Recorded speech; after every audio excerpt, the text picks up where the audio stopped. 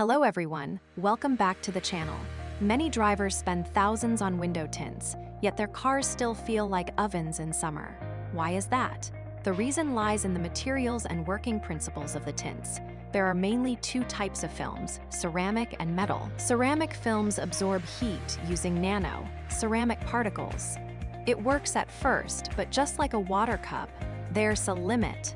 Once saturated, the heat leaks back into the cabin. That's why many drivers feel it.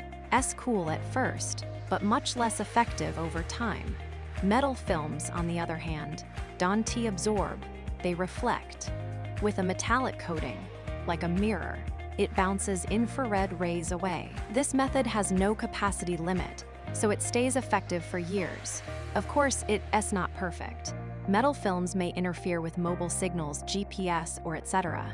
So before choosing, it's best to check whether your car might be affected and ask for possible solutions. Many buyers are misled by the UV rejection rate. UV does cause tanning, but it has little effect on cabin temperature.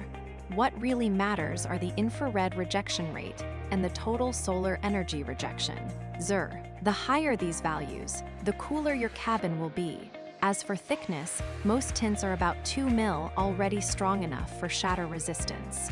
If someone tells you 3 mil is safer and charges thousands more, it is usually just sales talk. So to sum up, ceramic works fine at first but loses stability, while metal is more durable but may affect signals. Ultimately, the right choice depends on your car, your needs, and your budget. So here, ask the question. Would you choose the long-term stability of metal films or the affordability of ceramic films?